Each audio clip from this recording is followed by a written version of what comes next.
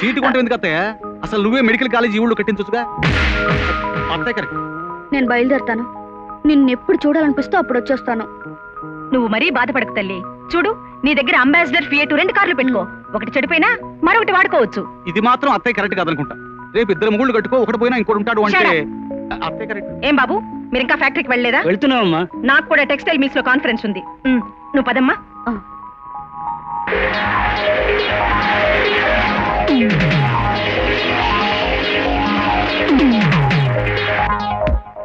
ఏంటే రేఖ, నువ్వు మీ అమ్మ దగ్గరికి వెళ్తే మొత్తం మారిపోయి పాత సినిమాల్లో కాంచనమల్లా తయారై వస్తా.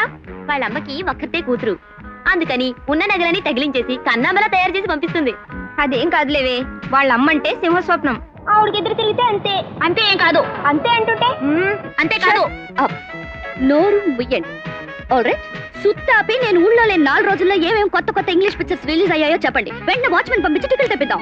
అదేమిటే, వాళ్ళ కాలేజీ ఉందిగా. కాలేజా వంకాయ? మా అమ్మ కన్నీళ్లు తుడవడానికి కానీ పాఠాలు వినడానికి కదా నేను ఊళ్ళో మాకం పెట్టింది. అన్నట్టు మన లక్ష్మి సిస్టర్ మ్యారేజే. ఎట్టి పరిస్థితి ఇవాళ పిక్చర్కి వెళ్దాం, రేపు బ్రేక్ డాన్స్ కి వెళ్దాం, ఎల్లుండి మ్యారేజ్ కి వెళ్దాం. కమన్ కమన్, ఎప్పుడు తిండవేనా?